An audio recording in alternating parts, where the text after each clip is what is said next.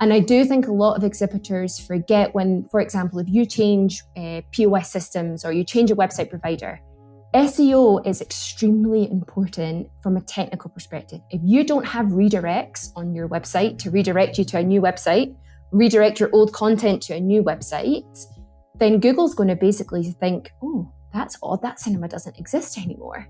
So technical SEO has a lot of elements to it. It's not something that I would say a marketing manager who creates content maybe knows all the ins and outs of, which is why I think it is important to hire a third party or use online tools.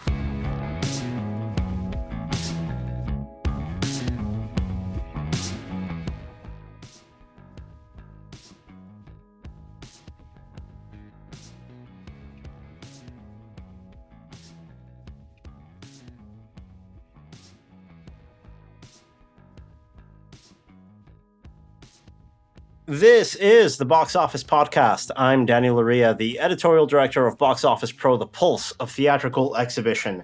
Here this week with my colleagues and co-host Russ Fisher, editorial director of the Box Office Studios, a division of our company that provides editorial services for movie theaters, and my colleagues at Box Office Pro, Chad Kennerk and Pahle.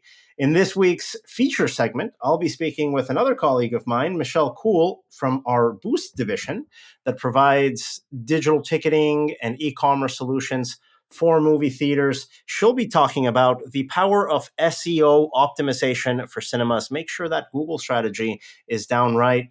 And a little bit about the social media future now that TikTok isn't around, will change. Maybe it won't change at all because it seems like to be one big PR stunt, but we'll figure all that out in the second half of the episode because, guys, it is freezing cold across the country this weekend. Russ, I know over in Kansas, it is like close to zero? Are you guys in the single digits like we are in the Northeast? We're in the negatives. No, negatives. It was 10 below when I woke up this morning. Now, granted, today was like the coldest day by far, and tomorrow it's supposed to be, we're supposed to get into the 40s in a couple of days. So today was like a hard dip well below zero. But yeah, don't love it. School's canceled. There's no school today because they're like, yeah, kids that walk to school might get frostbite. So we're just not going to have school. So this was our 5th snow day of the year already. Yeah, my kid's not loving the cold weather. She's been waking up at 5 a.m. irate. And I told you guys via chat, the only way, and I found this out today, the only way I can calm her down is by singing Baby Beluga in the voice of the Swedish chef from the Muppets. I won't do it here because I do it enough in my personal time. Difficult, strains the vocal cords a little bit. Hey, whatever works, I like Rebecca's suggestion of having that as our new intro music. We should just do that. It might be. We'll have to talk to a Record Edit podcast, our producing partners, to see if we can make that happen. I get the. There could be some rights issues. Yeah, I think for me, it's more performance issues on my end. Rebecca, you're also here in New York City with me, where we are not in the negatives, but in the single digits. Did you make it out of your apartment at all to watch anything over the weekend? No, I hung out inside. I was not going outside these last few days for love or money. I'm trying to remember what I saw. I've been rewatching Rudy Ray Moore blaxploitation movies all weekend. Chad, on your end, you might have the warmest weather out in Colorado at this point. Well, now, yes. But over the weekend, we had all these frigid temperatures too. So we were pretty much hunkered down. Let's open this episode up by not talking about the box office. We have to say this as film fans first and professionals second. The passing of filmmaker David Lynch last week is something that I think affected all of us personally in different ways. This is a podcast about the exhibition industry, about how much money movies make, and that's important for the industry.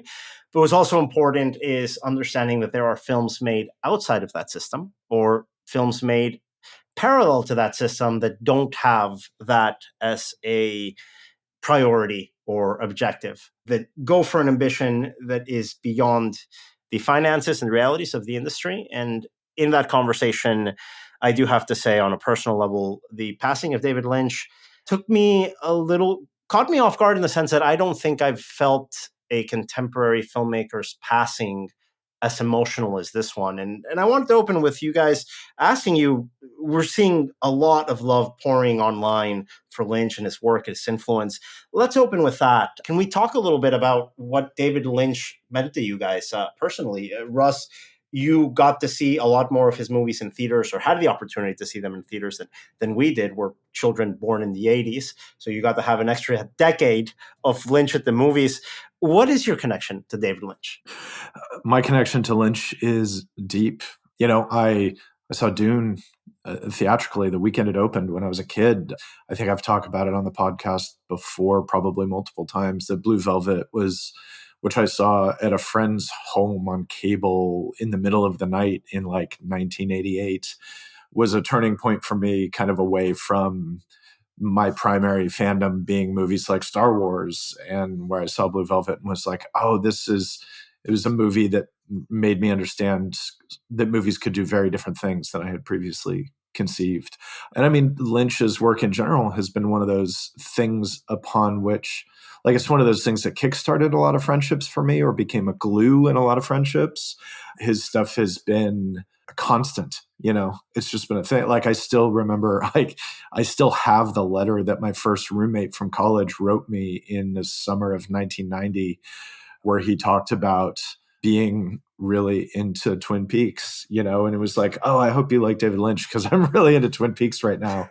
And it was like, oh, in fact, I am. And, that became a thing. And so, yeah, he's, I got to meet him in 2006 when he brought Inland Empire to the Brattle Theater in Cambridge, Massachusetts.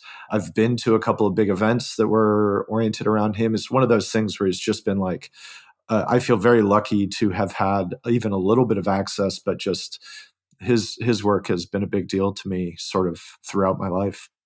Chad, on your end, growing up in a part of the country that is far away from big cities, a little bit connected to heavy Lynch vibes, if we see throughout his career, have you had a connection with his work? Yeah, I think The Straight Story is probably the first film of his that I've seen. I haven't seen most of his canon for a long time. So I think the thing that's exciting about this moment is that it's being introduced to new generations, that people are discovering his work that maybe hadn't seen it prior. And then all of us who love his work have an opportunity to come back to it. And so it feels like a real invitation to just dive back into all his films again. And you mentioned the outpouring of love online. I don't know if you saw the Bob's Big Boy memorial that people are doing in Burbank. I love that. It's wonderful.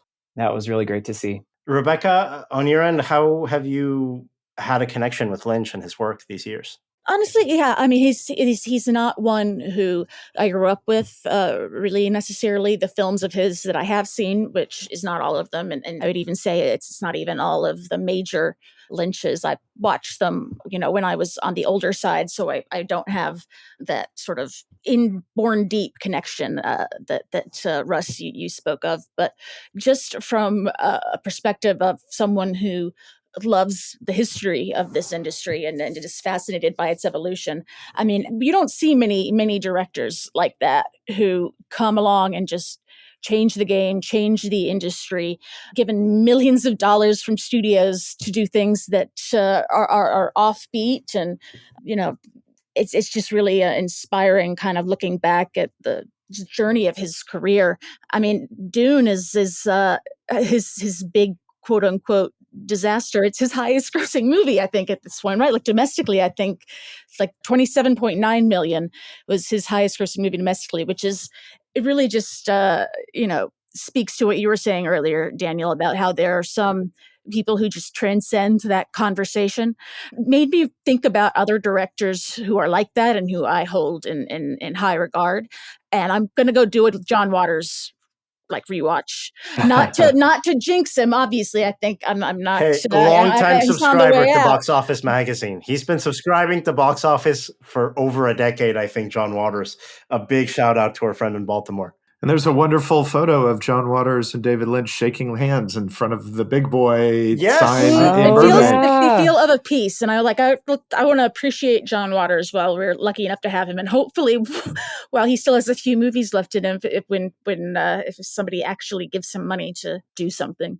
I think with Lynch, it's just remarkable that somebody whose artistic sensibilities have roots in the experimental and continued to embrace experimental techniques up until the end, and whose tastes are very much not what you would assume to be mainstream, that somebody like that was able to work seemingly uncompromised on both in movies and in television and do it for decades, and at the same time have people embrace his work so deeply. It's just like that presents a very unique figure. There's nobody, there really is nobody that I think did that. There's nobody that did it, I think, even close in terms of just staying true to a personal vision and deeply exploring a personal vision while also earning this like dedicated fan base that, based on what we saw over the last week, is actually way, way bigger, I think, than I even would have guessed. Yeah, I think that's a great way of putting it, Russ. It's a much more profound influence than this metric of box office numbers and tickets sold suggests. His films weren't made as commercial projects. They were made with a different ambition. And through that ambition, and they're not easy and accessible films either, but he's been able to connect with such a large part of the movie-going public. And it's been wonderful to hear people come out and, like Chad a second ago, give a shout out to Straight Story. I know, beautiful movie. Gorgeous film. Such a gorgeous movie.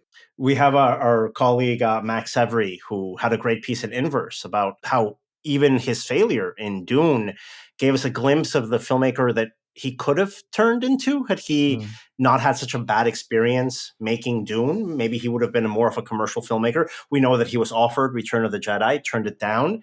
Fortunately, Dune did not work out for anyone involved. And I think Lynch doubled and tripled down after that on doing things his way. And that's essentially what I think touched all of us. For me personally, I remember the first time hearing about David Lynch was in the late 90s, early 2000s, as I was getting into movies. It was the cable TV premiere of Lost Highway, I think, or at least they were airing it. It was either an IFC or AMC. I was too young. I didn't really get it. When Mulholland Drive came out, I think I caught it on basic cable. Or premium cable. I think it was either Showtime or HBO. I didn't get it either. I just didn't have an entry point to Lynch as a teenager.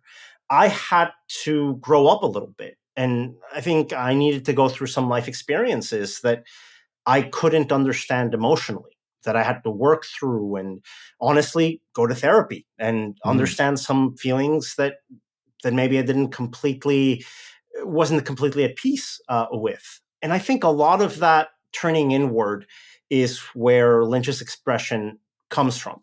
I think that's one of the reasons why when I came back to Lynch and I started rediscovering his movies and going back to some of these movies, I recognized an emotional truth in his cinema that still carries a lot of weight to me. And I think that's what I really take from Lynch and his work. It's an emotional truth that weighs a lot more than whatever factual truth exists. And it's films and protagonists that are coming to terms with that emotional truth. And sometimes that's a lot more complicated than it seems. And to be completely honest, if anyone is right now, like Chad is mentioning, thinking about getting into Lynch, as someone that struggled to get into Lynch until my 20s, until I had gone through some of these experiences, my entry point was Vertigo, Alfred Hitchcock's Vertigo. And to an extent, maybe some French New Wave filmmakers in the way that they play around with film grammar and film language, particularly Alain Resnais and Chris Marker, and how they deal with aspects like nostalgia and memory and inconsistent narrators, doppelgangers, surrealism. These are the things that sort of bubble up a little bit on that side of the New Wave that are very much part of Lynch's work. But for Vertigo, and this is something I remember very clearly, in graduate school, I had a professor, Richard Allen, who, when talking about Vertigo, said to really get it, to really enjoy it, to get the most out of Vertigo, you have to buy into the Scotty-Madeline relationship. Madeline being a constructed persona, a woman that doesn't really exist, a woman that's just 100% of a fantasy. You have to buy into that relationship, understanding that it's fraudulent within the same film, and especially on rewatches of Vertigo. And once you buy into the idea that you're watching a movie about a man that is in love with a fantasy and in love with a memory that he can't recreate, that's going to be what shepherds you through a movie that is otherwise like footage of Scotty driving around San Francisco in a car in a medium close-up, which is not that exciting in a 2-hour plus movie, right? And I think that's also a big part of what got me into movies like Lost Highway and Mulholland Drive. You have to buy the fact that these are protagonists that are chasing a fantasy. And once you buy into that, and that's not an easy thing to buy into, but once you buy into that, and maybe you relate to that to some of the personal challenges that you might have in your life, people that were there that are no longer there, situations that didn't go the way you wanted them to.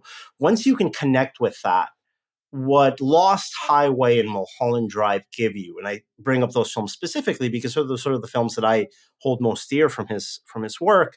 There's a wealth of questions that those films asks of their protagonists and asks of you as a viewer. And it's a sort of films where you're not going to go out of them knowing the answers or really having a complete understanding of the work itself. In the same way, you've ever had mental health issues, as I have, depression, as I have in the past, gone to therapy. When you ask yourself these questions, you're not going to have answers all the time, or at least you're not going to have answers you fully understand. And that's the personal bond I think I developed with Lynch. He's a person that was able to express parts of a depression that I felt on screen. And when you do that, there's an emotional bond with a filmmaker that is sort of established there. And it's a very personal connection when we talk about these things, down to the usage of literal demons in some of his work and some of his films, these apparitions that come and haunt these protagonists. There are moments in Lynch's films that remind me of difficult times I've gone through. And I don't think there's been a filmmaker that has been able to express that. And I don't think I'm alone in that. I think there's a lot of people that feel that. And particularly, I think a high watermark in his career was the 2017 release of his serialized television series, Twin Peaks: The Return, where he's able to do something with the serialized TV medium that I don't think will ever be matched, ever. I think something quite exceptional that for me, I mean, I don't know. I'm going to struggle to put it into words. Russ, you're currently rewatching Twin Peaks. What's your experience rewatching The Return right now? I think the thing that The Return underlines, but which is constant through him, is that Lynch was not ironic at all. Lynch is a 100% enthusiastic, committed storyteller. The things that he puts on screen are images and ideas that he believes in. And I think it's a stumbling block for a lot of people who try to watch his film and TV work when they come to it informed by a lot of other stuff that is out in the world. Is there's an assumption that it's like, oh, well, he must be doing this to like undermine this other idea of something that's out there in the world about film. And that is just not what's happening. And it is both disorienting and ultimately kind of wonderful to dive into, with The Return. It's 18 hours and you're diving into this thing that is like as close as you're going to get to being in the mind of a filmmaker, in the sense that these layers of artifice that other people build into their work as buffers are not there with his stuff. And it doesn't mean that it's all perfect, and it doesn't mean that it all 100% works. There are things in The Return that I'm not the biggest fan of, but it doesn't matter because it's like being in a room talking to him, and it's like connecting to somebody on a very significant level. And I really enjoy that. You talked about the fact that his work doesn't present answers, and I very much respect that, especially in the era of, everything is either given a prequel or a sequel. Every concept is underlined multiple times and fully explained to whatever degree it's possible, maybe in a transmedia sense, like, oh, you've got to read the comic books to understand this part. And Lynch did not care about that. Lynch was giving you an experience. He was giving you undiluted imagery that was out of his brain and often out of his dreams. And he encouraged the idea of just letting things mean what they mean to you. You know, it's like criticizing some of the way he tells stories is like trying to say that somebody who made a Rorschach blot is not a very good artist. You know, it's like that doesn't really look like a dog. Yeah, it's Right. maybe it's not supposed to be. And so the return for me is like the most both a very concentrated and a very in-depth version of that experience. And I found it disorienting at first when it first aired. And this is coming to that with a lifetime of experience with Lynch stuff. And now I just find it to be comforting and sort of exhilarating in the sense that I realize I can just pay attention to whichever parts interest me most at the time. And I don't need to solve a mystery. It's one of the bigger questions that he's talking about in terms of being good and approaching a life with purpose and that sort of thing. It's interesting that every time I talk about Lynch with someone, everybody brings up this intimacy, that they feel they are having a one-on-one conversation with someone they've never met, with work that might have been made before they existed, before they were born. And I think that speaks to the universality, that intimacy of his work. There's one thing I want to add there, which is one of the people that helped Lynch out early in his career is Mel Brooks, the filmmaker behind Blazing Saddles, Young Frankenstein, etc. Mel Brooks was an executive producer on Lynch's second feature, The Elephant Man. Brooks saw Eraserhead and was like, wow. Helped Lynch make The Elephant Man. Ultimately didn't really present it as a Mel Brooks production because he didn't want people to get the wrong idea. And, Brooks was, I think, invaluable in giving Lynch a shot at doing something with a lot more money than he had on Eraserhead. But it makes me think of a thing that's in Mel Brooks' autobiography, I think, where he talks about getting studio notes on Blazing Saddles. And he's like, oh yeah, the president of the studio grabbed me and he was really upset. And he's like, okay, you can't punch a horse. You can't, the farting's got to go. All of these things that are, like fundamental parts of Blazing Saddles. And the whole time Mel Brooks is like, okay, can't punch a horse. Fine, I'm cutting it. Can't do all of these things. Cutting that. Okay, great. I hear you. We'll make it happen. And he like walks out of the meeting and crumples up his notes and throws them in the trash. And he's like, I'm not cutting a damn thing.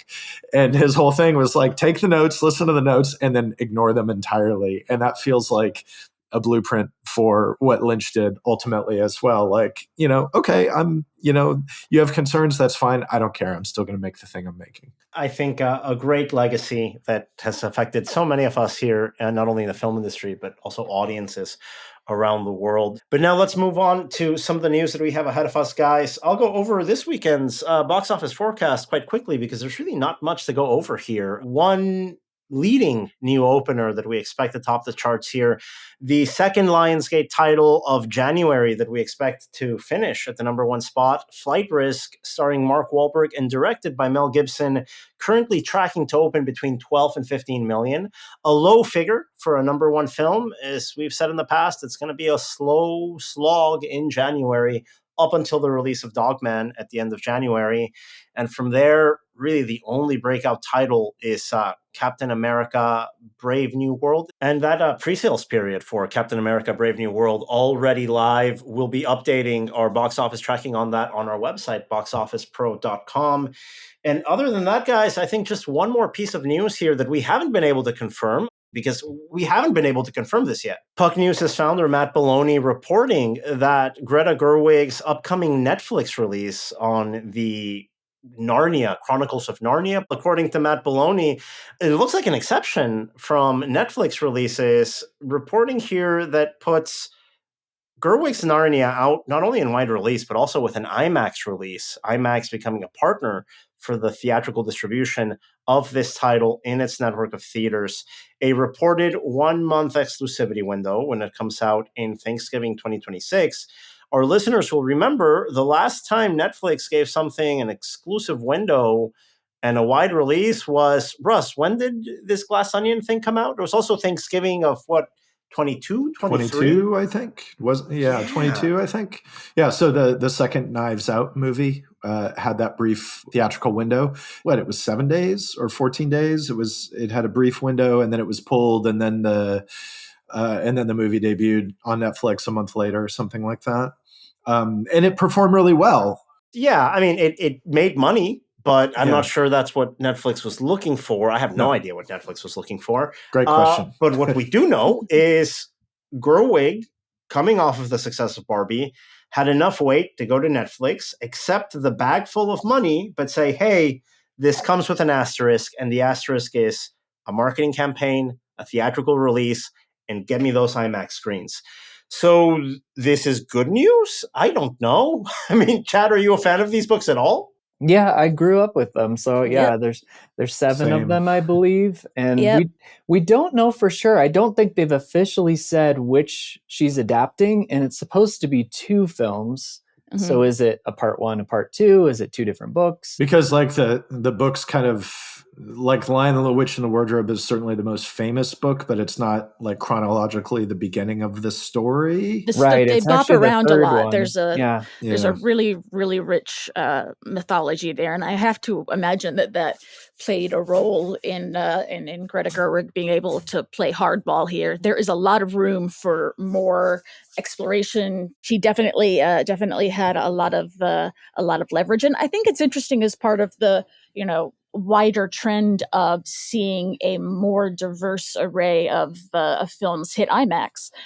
We saw Seven come back in IMAX, Interstellar came back in IMAX and did so well, and then immediately afterwards, everyone, I think myself included, was watching it on Netflix because they were reminded that they needed to rewatch it. So yeah, I definitely like seeing these smaller runs hit IMAX and hit those premium formats. And yeah, I'm definitely curious. Like Chad, I was a big fan of the books growing up. They get weird.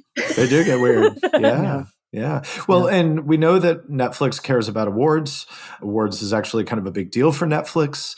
We'll see what happens with Emilia Perez this year. I'm not as bullish on that as some people are, but we'll see where it goes. But obviously, Greta Gerwig is also someone whose last couple movies have performed well at awards season. And it's certainly, when you look at it through that lens, it makes sense to consider putting Lion, the Witch, and the Wardrobe, or whatever, her Narnia movie into theaters, because it's only going to help. And now at the same time as this, it's less widely reported, but over on Blue Sky, the social network, director Guillermo del Toro said that his Frankenstein movie, which is also a Netflix production, will have a theatrical release. He did not give any specifics, and there's not been any significant follow-up reporting to confirm or deepen our understanding of that release. But, that supposedly, according to Guillermo, that's going to be in theaters as well.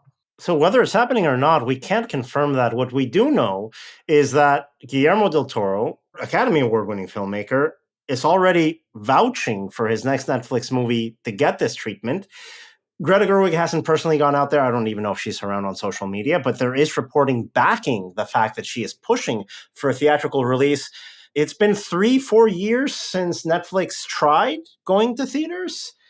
I think there's going to be around 2 here starting around 2026, and I'm very excited to see how that develops. Yeah, when I think about Netflix and theatrical, ultimately it's a movie like Roma, right? And that was 2018. That was, might as well have been in a different civilization at this point, theatrically speaking. So yeah, I'd love to see them doing more with theatrical. It's interesting. Well, guys, thank you very much for joining us. Coming up next after the break, we've got the box office company's Michelle Coull going over SEO strategy for cinemas. That is coming up after this commercial break.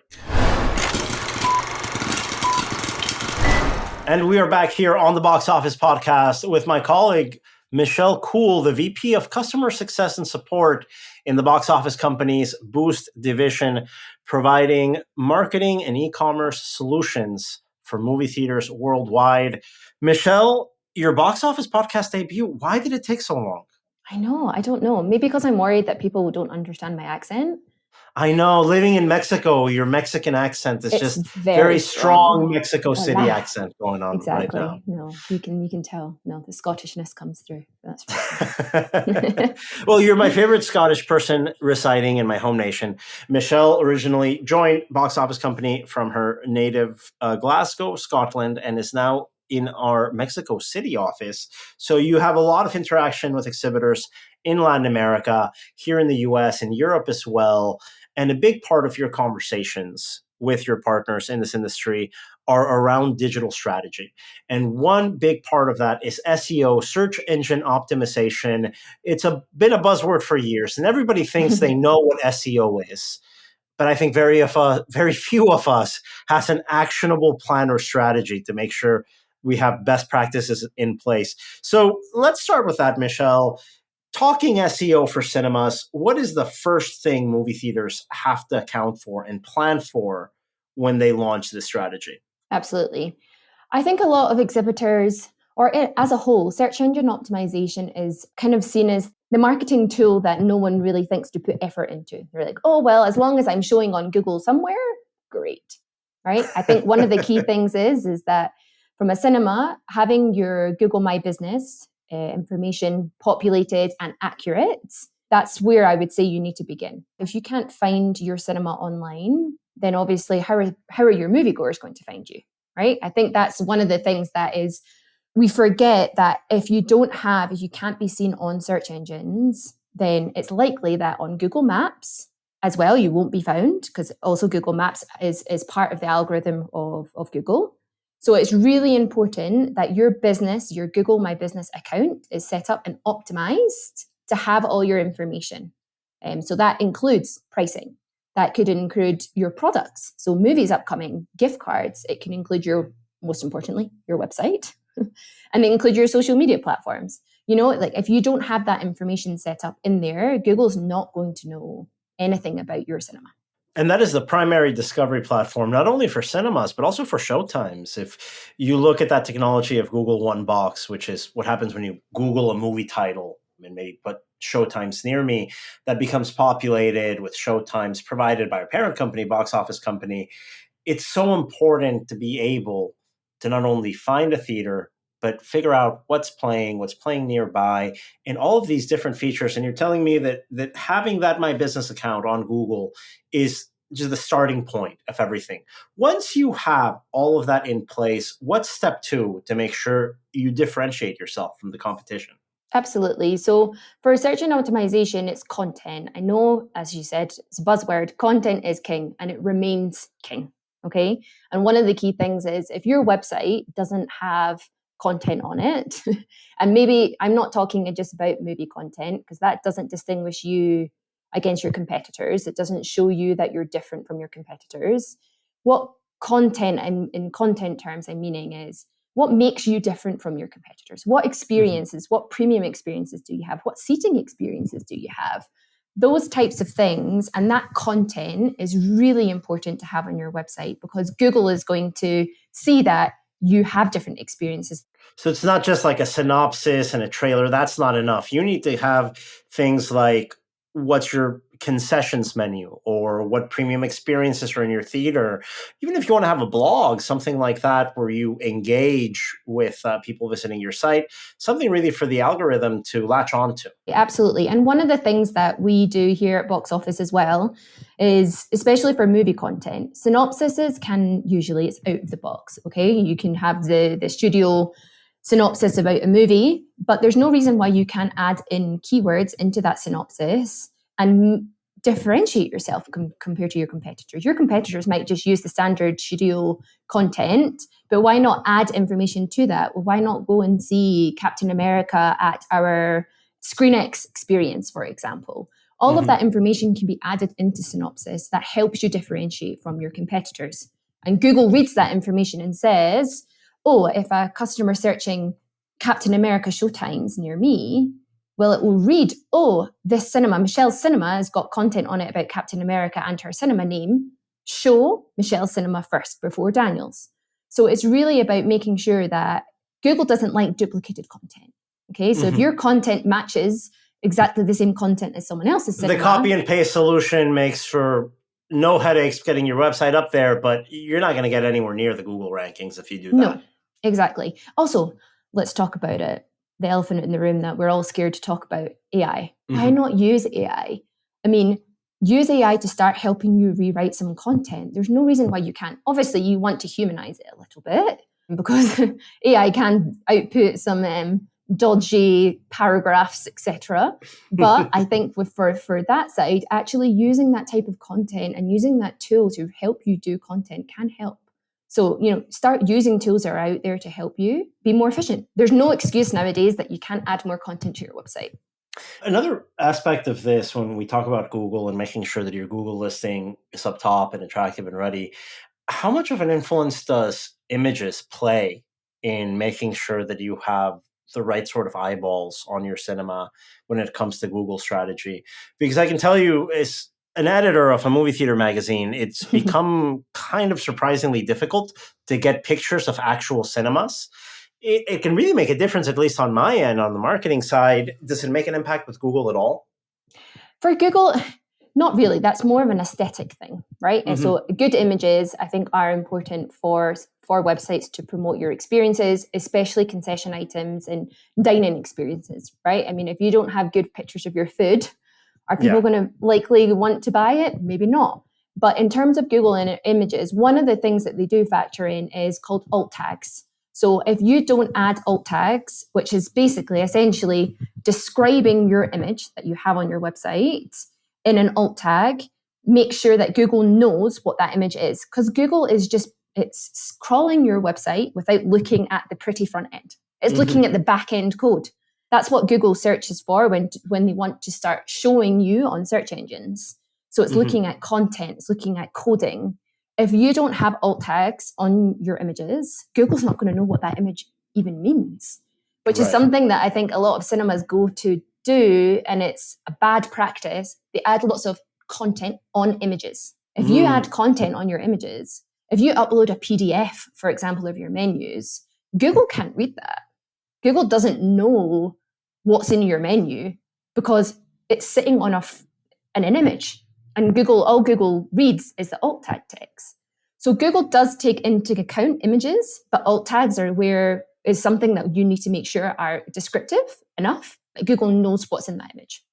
When we talk about visual media in a digital strategy, I go to social media primarily, right? And we just are coming off of a TikTok ban that wasn't a ban, that might be a ban.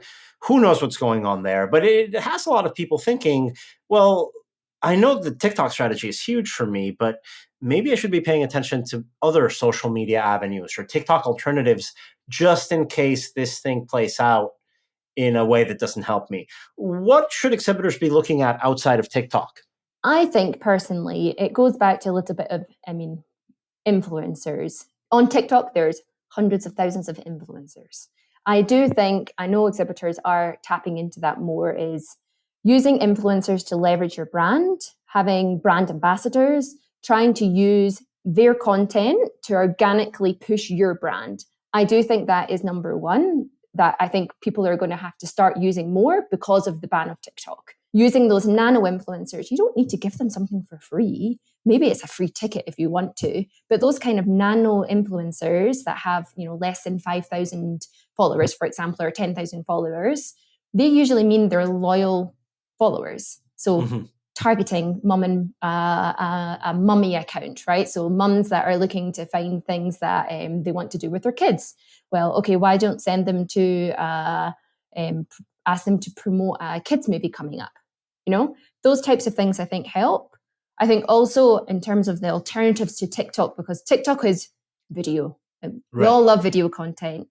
Instagram obviously is updating their reels. They're really pushing reels more, which is equivalent of video content on Instagram, for those who don't know what a reel is. Instagram reels are being more viewed than ever. And then also on the alternative for YouTube is called Shorts. So YouTube Shorts, I think, is especially for TikTok, potentially being banned in the United States. YouTube Shorts is going to be another way that you've got to try and engage your influence. And YouTube, honestly, is one of the most viewed platform on TVs alone also. So obviously, it's great to have extra views there. I know it can be time consuming, but cinemas are creating content on Instagram. There's no reason why you can't just upload those videos and reels that you have on Instagram onto YouTube. Start a YouTube account. That's such an important part. And I think what we're talking about here is not that TikTok might be going away or that we have to prepare for a future without TikTok. But there are alternatives out there that you should be mining as well. I think putting all your eggs in one basket when it comes to digital strategy might not be the best way to go about things. Yeah. And there are alternatives, like you mentioned, out there that can really reap some rewards. YouTube, I think, being a great opportunity for cinema brands to grow in. I think another one is actually something it's one that we kind of forget about, but it's Reddit. Okay, Reddit is it's a platform that everyone likes to go on and say their opinions, etc. Not that you should have a presence on there, because a cinema can't really push their own brand. Yeah, that seems like a difficult challenge, right? How do you even get branded content onto Reddit? But use it as a platform to understand what your moviegoers are looking for. I see. You can do social listening. Social listening is another really important thing as part of a social media strategy that I think a lot of people forget about. Is if you need a tool that you can help do social listening, but if you start looking around on the web, who is talking about me, you'll find that actually a lot of people are talking about you on platforms like X. Also on social media, that maybe you're not publishing the content, but they're talking about you on those platforms. Yeah. Reddit, a lot of things come up and they talk about movies, but they talk about the cinema that they went to see the movie at. Those types of things can actually really help give you some insights to inform your marketing strategy. And I think that's things that sometimes exhibitors forget about, is they just think, oh, this is my marketing strategy, this is what my ideas, the best way of moving forward. But actually, listen to your moviegoers, listen to your consumers. Those are the insights that are going to help you build your strategy, more than just thinking, these are the tick boxes I have to tick off because I need to promote a movie or I need to sell more gift cards. If you listen to your consumers more, that's going to give you the insights that's going to help build your strategy. Now, you just brought up something that we do have to analyze a little bit, which is the content that you don't control. There's the content you put out there from your brand, making sure that your SEO strategy is up to date, making sure you have a diversified social media strategy. But let's talk about something like Google reviews or even something like Yelp. When you get your audience coming out and volunteering things about your theater, how do you control those conversations? Because that can either be a very big positive or the start of a very slippery situation for business owners. Yeah. And actually, Google reviews is a good point. That does impact, going back to the first question, that impacts your search engine optimization results. So how you rank on Google, if you have negative reviews on Google and let's say 4 stars and below, Google will not actually prioritize your cinema over someone else's nearby. So managing your reviews is, as much as it's time consuming, is extremely important. And that can be just, answering them. There's tools out there that can help you respond to reviews. We also do it at the box office company that we actually help. We call it reputation management. So, making sure that you're managing your reputation online of your brand is extremely important. But if you leave negative reviews unanswered, that just looks like you're putting your hands up and saying, I'm guilty, sorry. But if you actually answer those, you're nurturing the customer more, even if it's sending them to your customer support service person internally, but at least you're acknowledging that there was a problem. Yelp is a difficult one because it seems to be that any moviegoer just wants to go to Yelp to complain. Yeah, I think that's the difference between Google reviews and Yelp, right? Exactly. Google reviews, you come in and it seems like a more fair conversation. Yelp just seems to be the bucket everyone just throws bad things into. Yeah. So I'm not even sure how much of your time should be spent on addressing something that might not improve your SEO. You mentioned if Google reviews if putting attention and time into monitoring that is going to help your SEO, that's a different use of your time than maybe pouring into it, getting into a back and forth on Yelp on something that isn't going to influence SEO.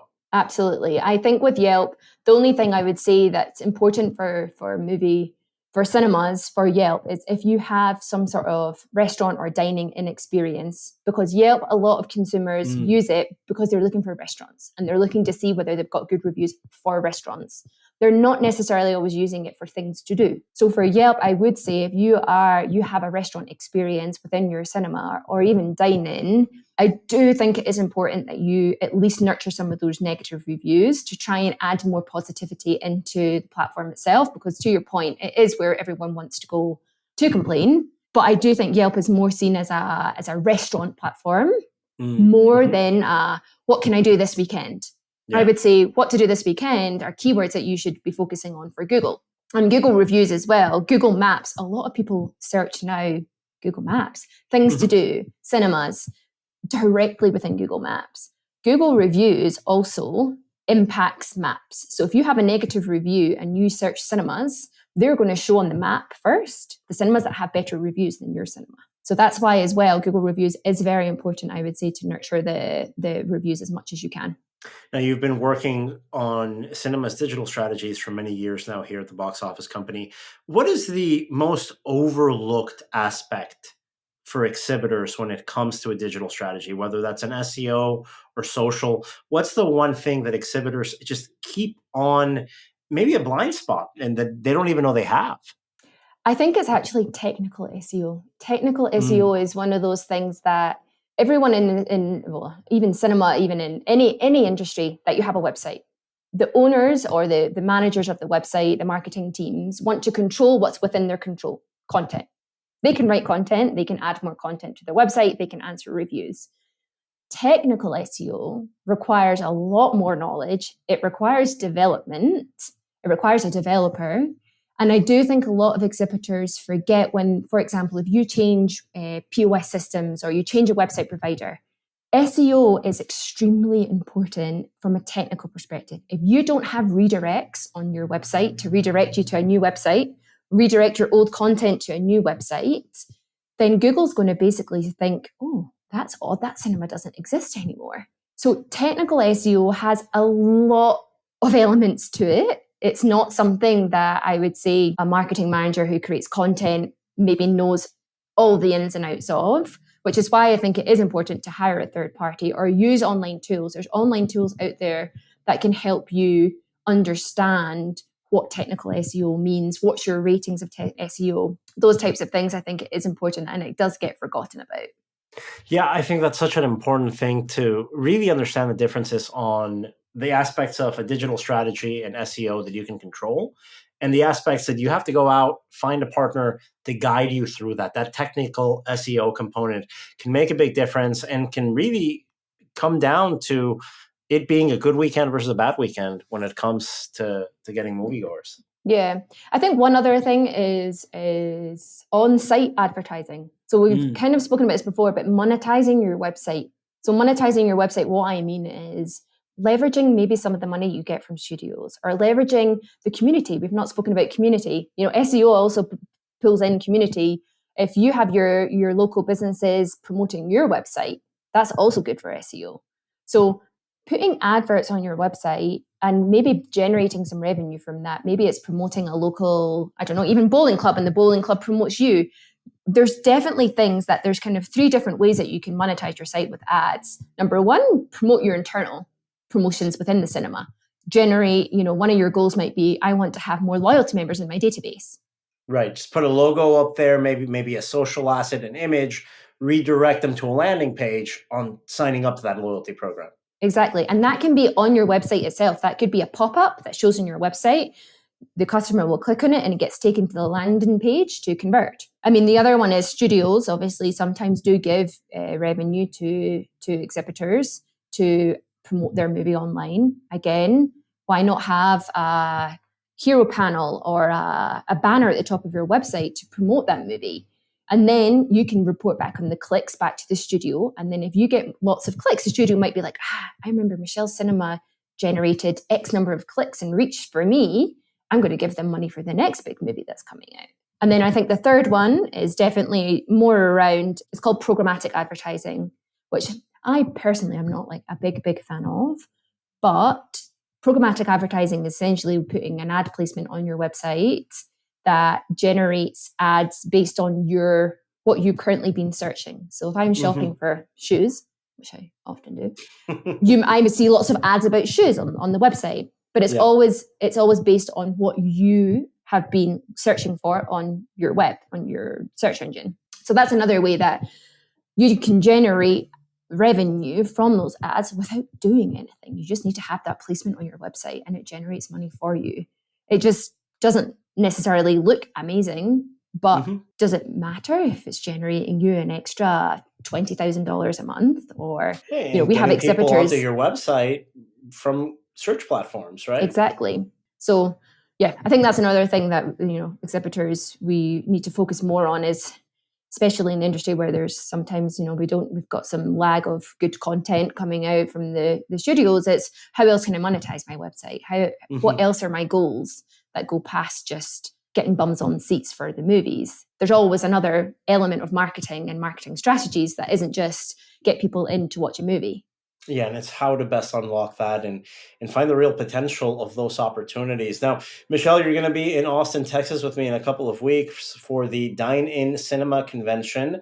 You'll be talking about SEO there as well. How can listeners get in touch with the Boost division to find out more or to schedule a meeting with you ahead of our trip to Austin? Absolutely. The easiest way would probably be you can email me directly. It's michelle.coull at boxoffice.com, or the sales email as well. LinkedIn, I'm constantly, some of you hopefully have seen my posts, quite active on there. Again, feel free to DM me on LinkedIn, but hopefully I'll be able to see some of you in person. And that's what I love most, is talking to exhibitors in person rather than through emails. Or through podcasts. I hear you. I'm excited. It's going to be fun. Is this your first time in Austin? Have you been to Austin before? I went in 2019 or something like that, and it was like I'm going to do Celsius -4, so whatever that is in Fahrenheit. Yeah, it's not worth it. Is what that is. -4. It seems miserable. Yeah. So hopefully it'll be nicer this time. I'm looking forward to it. We're looking forward to it as well. Thank you so much, Michelle, for joining us here on the Box Office Podcast. Thank you, Daniel. That was Michelle Coull, my colleague from the Box Office Company, talking about SEO and digital strategy for movie theaters. Earlier, you heard from my colleagues Russ Fisher, Rebecca Pahle, and Chad Kennerk. Box Office Podcast comes out every Thursday, so don't forget to subscribe, and we will talk to you again next week.